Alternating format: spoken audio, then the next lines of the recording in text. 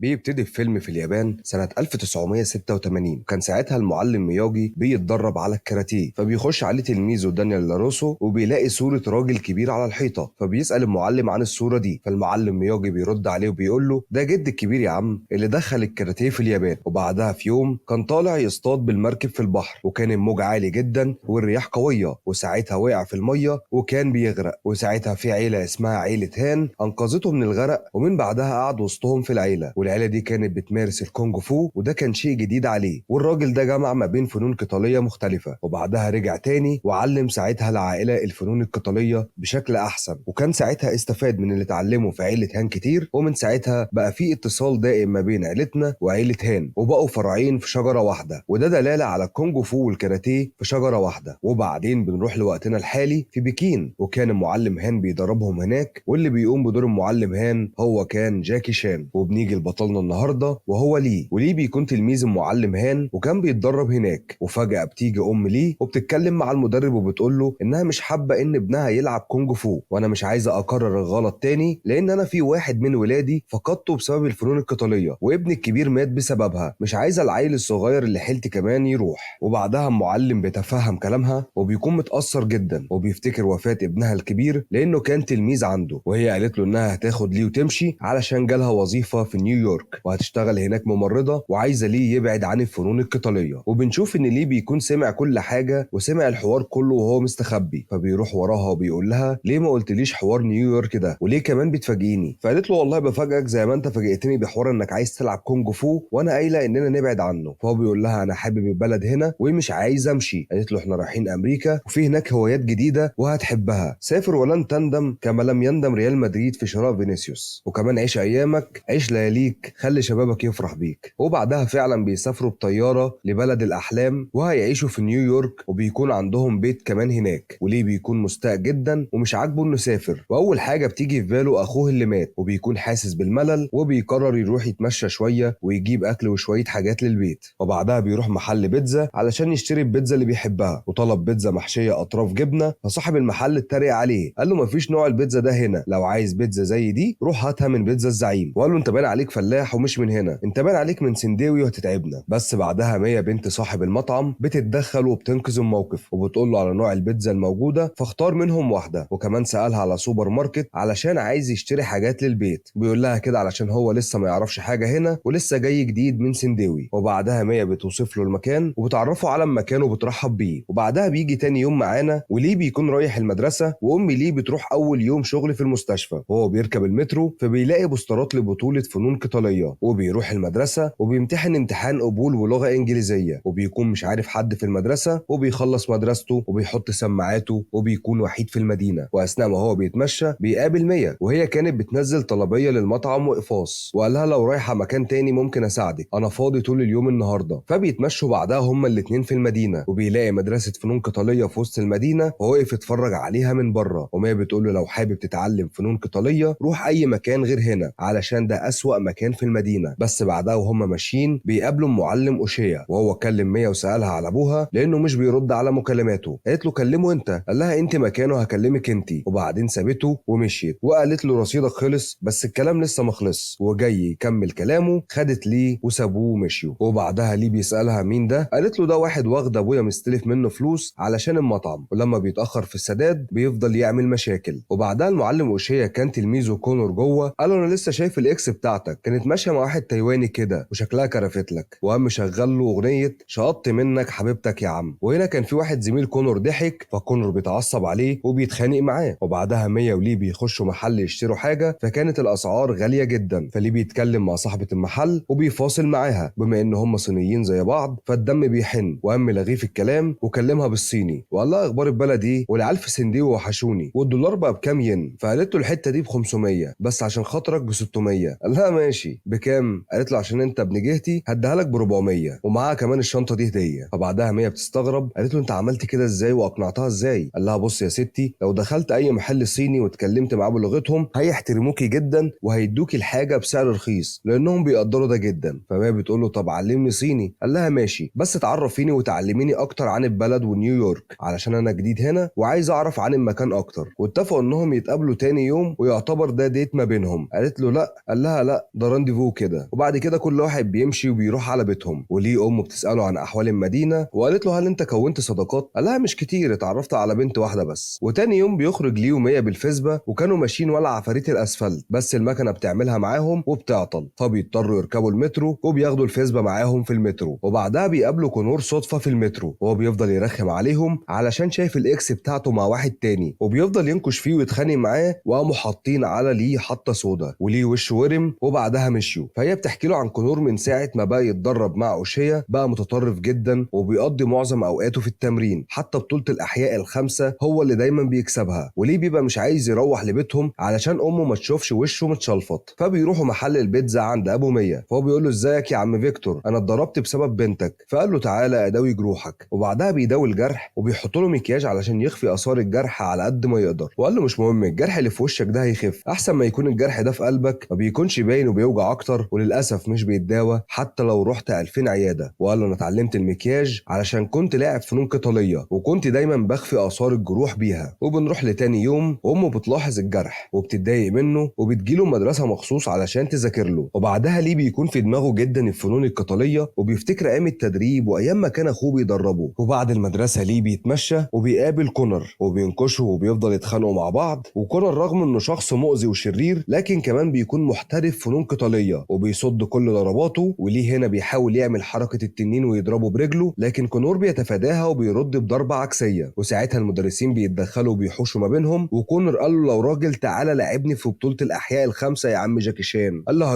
هجيلك ومعايا جاكي شان ذات نفسه علشان ده المدرب بتاعي. وبعدها ليه بيروح وبيكون متضايق وحاسس بالهزيمه، وبيلاقي بوسترات في كل حته لبطوله الاحياء الخمسه للفنون القتاليه. وليه وهو مروح بيلاقي ابو مية بيتخانق مع بلطجيه، فطبعا حماه بيتخانق فكان لازم يتدخل، وابو مية خد ضربه على دماغه ووقعته. وليه بيفاجئ البلطجيه بضربات مختلفه وغريبه عليهم، ورغم كترهم وقوتهم لكن ليه بيقدر بمهارته وسرعته انه يقضي عليهم. وبعدها بيهربوا وابو مية بيتفاجئ بادائه ودخلوا المطعم وقال له ان دول رجاله اوشيا اللي انا مستلف منه الفلوس، وعايز اقول لك ان الدين كبير عليا وهي دي طريقته لترجيع الفلوس. فقال له انا بحاول اشغل المطعم على قد ما اقدر علشان اسد فلوسه. وبعدها ابو مية قال له انا عايز اتعلم الكونج فو، ووراله صورته زمان كان بطل المدينه في الفنون القتاليه وكان ملاكم جامد جدا، فمحتاج يتعلم حاجات تانية علشان يقدر يخش ماتشات ويسدد فلوس المطعم، وعايز كمان يتعلم الحاجات اللي ليه عملها. فليه رفض يعلمه وقال له انا قايل لامي اني مش هلعب تاني. وساعتها ليه بيفتكر اخوه اللي مات وامه اللي محذراه علشان ما يلعبش تاني. وبعدها ليه بيتكلم مع معلم هان وقال له ان في واحد عايز يتعلم الكونج فو، فقال له معلم هان لازم تعلمه علشان تشارك معرفتك معاه. فبعدها ليه بيروح تاني يوم لابو مية وقال له يلا نتدرب، وبيروحوا المخزن علشان يتدربوا. ورغم قوته لكن ليه بيقدر يصد كل ضرباته لانه متزن واسرع اكتر. ومية بتخش عليهم وبتكون رافضه ده وشايفه ان ابوها كبر، قال لها هم ماتشين 3 يا مية علشان اسدد الاقساط وامشي مش متداين. فبتكون هي متضايقه منه وبتلوم ليه على افعاله. وبعدها بيبداوا تمرين وابو مية بيكون بيتعلم ببطء لكن ليه بيكثف التمرين معاه وبيتدربوا في كل مكان على الطريقه القديمه. وبعدها بيتدربوا على الكونج فو بكل الاشكال حتى في الشغل. وبعدها بفتره بيكون ابو مية جاهز واتقن بعض الحركات. وليه في يوم من الايام راح اتدرب وكان متضايق جدا وحاطط السماعه، وابو مية بيخش عليه وقال له ما انت كويس في الكونج فو مش بتلعب ليه؟ فليه بيحكي له ان كان اخوه في مره كسب بطوله كبيره، وبعد ما كسب الخصم بتاعه هاجمنا هو واصحابه واحنا مروحين، وكان ساعتها عددهم كبير، وفي وسط الخناقه واحد منهم طلع السكينه وطعن اخويا بيها، وانا ساعتها اتجمدت في مكاني ومعرفتش اتصرف وحسيت اني خذلته ساعتها. وابو مية مش بيلومه وبيقول له انت عملت اللي عليك، وهم كمان برضه كانوا كتير. بس تاني يوم ليه والمدرس بتاعه كانوا في محل البيتزا عند مية بياكلوا بيتزا، ومية قالت له في احتفال كبير في المدينه وقالت له اتمنى اشوفك هناك. فقال لها هشوف كده علشان عندي مذاكره. فالمدرس قال له انت مستواك كويس، خد جوله ترفيهيه فك عن نفسك. وبعدها ليه والمدرس بيروحوا الاحتفال بالليل وبيتفاجئ ان هناك بيكون مية وبتكون مع كونر وبيهزروا مع بعض وشكلهم بقى قريبين، وبيتصدم ليه بالموقف اللي شافه. وبعدها بيجي يوم مباراه ابو مية الاولى وبتكون مية بتتكلم مع ليه قبل الماتش، فليه بيكون متجاهلها تماما علشان اللي شافه وهي بتلاحظ ده جدا. فقال لها ابوكي عنده ماتش خلينا نركز فيه احسن. وفضلت تساله كتير فراح قايل لها على اللي شافه يوم احتفاليه المدينه مع كونر، وقال لها انه شاف كل حاجه. فقالت له هو حاول يقرب مني وانا رفضت ده علشان في شخص بحب اكون معاه والشخص ده هو انت. وبعدها ابو مية بيقول له خف ورحنحه ويلا عشان في ماتش. وبيخشوا الحلبه واوشيا كان موجود وكان مراهن على المقاتل التاني، والماتش بيبتدي وكان الماتش في صالح المقاتل التاني اكتر، وبعدها ابو مية بدأ يضربه هو كمان، وفجأة ابو مية بينفجر وبيضربه ضرب مبرح، وكان قريب ان يكسبه، لكن اوشا بيقول للمقاتل اضربه بكوعك، وبيضربه ضرب غير قانوني علشان ما يكسبش، وبيفضل يضربه حتى الحكم حاول يوقفه لكن زق الحكم وكمل ضرب. وبعدها ابو مية بينتقل للمستشفى، وليه بيكون مصدوم لانه بيفتكر نفس موقف اخوه لما مات، ومية كانت بتطلب مساعدة ليه بس هو بيتجمد مكانه. وبعدها في المستشفى ام ليه بتكون هناك، وقالت لهم ان حالته خطرة، وقالت له انا هروح اشوف حالة صاحبك ونتكلم بعدين لان قايله لك مالكش دعوة بالفنون القتالية. وبعدها ليه بيتضايق جدا وبيبعد عن الفنون القتالية وبيقطع البوسترات واي حاجة ليها علاقة بالكونج فو. بعدها بيتمشى في المدينة في يوم وبيروح البيت وكان حاسس بحركة غريبة، فبيلاقي فجأة حد بيضربه وكان فاكره حرامي وبيتقاتل معاه، بس بيطلع ان ده مدرب هان مدربه من بكين، وكان هو عامل له مفاجأة، بس امه فجأة بتخش فبيتظاهروا اكنهم ما كانوش بيتخانقوا. وبعدها كلهم بيقعدوا يتعشوا، بس ام ليه بتكون مش مرتاحة. بعدها المعلم هان بيلاحظ ان ليه بيكون متضايق جدا ولقى بوستر بتاع بطولة الخمس احياء، وبعدها بيروحوا يزوروا ابو مية، وقال لابو مية ان ليه طلع صاحب صاحبه ورجولة، وقال له هيكمل معاك لحد الاخر ويسندل معاك. والمعلم هان كان بيقول ليه يلا علشان هتشارك في البطولة وشوف لي مكان نتدرب فيه وانت هتكسب البطولة، وكمان هتطلع جزء منها هتديه لابو مية علشان يسدد ديونه، وانا رايح مشوار وجاي. وبعدها المعلم هان راح زار دانيال لاروسو في مكان المعلم مياجي، ولاروسو قال له انت مين؟ قال له انا صاحب مياجي، وقال له لو عوزت حاجه تعالى لي. قال له للاسف مياجي مات بقاله سنين. قال له انا عارف. قال له انا جاي لك انت، وهو كان بيحكي لي عنك كتير، وبيفضلوا يفتكروا ذكريات مع بعض. وبعدها اتكلموا مع بعض شويه وقال له انه محتاج مساعدته لان في ولد يعز عليه وطالب عندي محتاج مساعدتك، ومشكلته كمان كانت شبه مشكلتك. لكن لاروسو قال له اهتماماته مختلفه، وقال له في حاجات كتير ورايا، حتى لو عايز اروح دلوقتي مش هعرف في الوقت الحالي. وهان فضل يضغط عليه وقال له يلا تعالى نيويورك. قال له مش هعرف. قال له خلصانه مستنيك هناك. وبعدها المدرس وليه كانوا بيتمشوا، وليه كان بيدردش معاه في موضوع البطوله. راح المدرس قال له في وسط المدرسه ليه داخل بطوله الاحياء الخمسه ومش شايف حد، وبيقول لكم لو فيكم مظبوط يجي ينافسني. وقال له انا عندي مشكله دلوقتي. قال له انا عايز مكان اتدرب فيه لان المعلم هان قال لي شوف مكان نتدرب فيه. قال له انا عندي ما تقلقش. وبيبقى المدرس عنده روف كده بس بيكون كلاسيكي شويه، وبالفعل ليه بيبدا يتدرب على سطح المدرس بتاعه هو ومعلم هان. وامه ليه بتقابل المعلم هان وقالت له انها مش موافقه على تدريب ليه وانها رافضه تماما دخوله البطوله. قال لها البطوله مش متوقفه على انه يخسر او يكسب، لكنه علشان ما يستسلمش ويواجه مخاوفه، ودي اكتر تجربه هتفيده وتعلمه في الحياه. بعدها بيبتدي تمرين شاق ومتعب جدا جدا جدا، والمعلم هان بيضغط عليه وكل شويه ليه بيقول ان صوره اخويا مش بتفارقني. قال له لو عايزه انه يبقى فخور ليك اقضي على خوفك. ومن بعدها ليه بدا نظام تمرين واكل صحي وتدريب شاق، وكونور كان بيتدرب وكان مفترس جدا مع زمايله. وبعدها المدرب بيجي له قال له انت كسبت وخدت نقط، انا عايزك تكسرهم وتموتهم مش مجرد نقط بس. وكان ليه والمعلم هان بيتدربوا في السطح، وفجاه بيخش عليهم دانيال لاروسو، او بالاصح المعلم دانيال لاروسو. قال له الكاراتيه صعب جدا مستحيل حد يتعلمه في اسبوع علشان البطوله دي معظمها معتمده على الكاراتيه. قال له ليه محترف ورشيق يعني عنده المقاومات والقوه ولازم يتدرب باسلوب الكاراتيه لان البطوله دي معتمده على الكاراتيه. وبعدها ليه بيتدرب قدام لاروسو وبيقنعه فعلا انه شاطر ورشيق. وبعدها لاروسو بيبقى عايز يشوف طريقه صد ضرب ليه للضربات، ولكن المعلم هان بيكون تدريبه صعب وضربه بيكون قوي وبيطحن ليه. وقال له انا فعلا مش بكمل معاه للاخر وانا مش ضاغط عليه، وعايز اقول لك ان محدش هيرحمه في البطوله. وبعدها لاروسو بيدرب ليه بطريقته وطريقه الكاراتيه المعروفه، وليه بيستجيب للتمرين. وبعدها المعلم هان اتكلم مع ليه وقال له مفيش اخبار عاميه. قال له ببعت لها رسائل كتير بس ما بتردش. فالمعلم قال له هل هي تستحق انك تعمل كل ده علشانها؟ قال له اه. وقال له انه كمان حس انه بعدها خذلها علشان سابها في المستشفى لوحدها، ولما ابوها وقع فضل واقف في مكانه وخاف انه يخش المستشفى زي ليله وفاه اخوه، وان هو دلوقتي حاسس بالذنب. وبعدها مية بتكون في محل شغلها وفجاه بيجي اوردر ديليفري، وعلشان هما ما عندهمش عامل توصيل هي بتوصل الاوردر بنفسها وبتطلع السطح توصله، بس بيطلع ان اللي طلب الاوردر هو ليه، وكان عامل كده علشان يستفرد بيها ويكلمها ويعتذر لها. وعرفت ان هو بيتدرب وقالت له لو علشان ابويا وحاسس انك قصرت معاه. قال لها لا علشان نفسي قبل اي حاجه، واوعدك ان لو كسبت هيبقى احسن لينا كلنا، وانا بس عايزك تكوني في صفي. فهي بتوافق وبيجي ميعاد البطوله. وبعدها البطوله بتبتدي، والبطوله دي بتكون معروفه جدا وبتتلعب في شوارع المدينه، اسمها بطوله الاحياء الخمسه. اللعبه اللي بتكون نظامها بتوقيت ونقط، اللي بيجيب 8 نقط الاول هو الكسبان او اللي يكسب الخصم بالضربه القاضيه. واول ماتش اللي بيكون مع مقاتل صعب وقوي، والمقاتل بيبادر وبياخد اول نقطتين، ولكن ليه بيرد عليه الصغصغين وبيكسب نقط منه، وبعدها بيفوز عليه بالقضيه. بيرجع بعدها ليه للتدريب، والمعلم هانو لاروسو كل واحد ليه اسلوبه مختلف وبيكون مختلفين دايما. فليه بيقول لهم هو انتوا مش فرعين في شجره واحده واخوات في بعضكم؟ فالمعلم هان بيقول له بس ساعات بيكون في فرع اشد من التاني. وبنروح لكونور اللي بيكون متمرس جدا وخطير وكل الخصوم بتخاف منه وبيكسب ماتشاته بسهوله وبيوصل للنهائي. وكمان مع معافره وحرفنه ليه هو كمان بيوصل للنهائي. بس عايز اقول لك ان في ماتش نص النهائي بعد ما بيخلص وليه بيكون خلاص وصل للنهائي، رجاله اوشيا كانوا موجودين وكانوا عايزين يتعدوا عليه بعد الماتش، ولكن المعلم هانو لاروسو بيحموه وبيضربوهم جامد. وخلاص بيكون النهائي قرب والكل بيكون منتظر المباراه النهائيه اللي ما بين ليه وكونور، وكل واحد بيستعد للماتش. ولاروسو خد باله من حركه التنين اللي بيعملها فقال له ناوي تعملها؟ قال له لا، عملتها معاه قبل كده وادى ضربه عكسيه. قال له دي هتكون سر فوزك لانك هتعملها بشكل مختلف، بدل ما تضربه فوق هتضربه تحت. وهو ساعتها هيتشتت وبيفضلوا يدربوه عليها، وكل يوم بيدربوه تدريبات صعبه وبيبقى تحت ضغط جامد لحد ما بيتقن الحركه اللي بيتدرب عليها. وبنروح ليوم الماتش ووالدته ساعتها بتفاجئنا ان هي بتشجعه، والماتش بيكون في سطح عماره كبيره. وبيبتدي الماتش وبتكون المباراه لصالح كونور في الاول، وكان بيفضل يضرب ضرب مبرح وبيفضل يوقع ليه كل شويه، وكونور بيكشر على انيابه، ولكن ليه بيضربه وبيعمل رومونتادا وبقى 7 نقط وكونور بقى 5 نقط. بيضربوا ضربه في دماغه وبتوقعه على الارض ودي بتتحسب بنقطتين. وليه ساعتها ما كانش قادر يقوم، ولو قام هيبقى تعادل، لكن لو ما قامش هتعتبر الضربه دي الضربه القاضيه. ولكن ليه بيقوم ودي بتكون اخر نقطه بالنسبه له. وليه بيجرب حركه التنين وعمل فيها الفخ وجابها له من تحت، والمفاجاه بتحصل وليه بيفوز بالبطوله وبيكسب الجائزه الكبيره وهيدي جزء منها لابو مية وبيبقى بطل بطوله الخمس احياء. وكان هيضرب كونور لكنه بيقف ومش بيرضى. ومن بعدها يا صديقي المطعم بتاع ابو مية اتعرف وفتحوا فرع تاني وبيبعتوا بيتزا لدانيال لاروسو وفيها صوره احتفال البطوله. وهنا بيظهر معانا مفاجاه البطل الوادي السابق جوني وبيقول له خد جرب. فبيعجبه فكره البيتزا، قال له ما تفكك من الكاراتيه وتعالى نفتح مطعم بيتزا باسم الحاج مياجي يمكن تشتغل. قال له بقول لك ايه، كل بيتزا وانت ساكت توجعش دماغنا. وبيخلص فيلمنا على كده. اتمنى يا رب يكون عجبكم وان شاء الله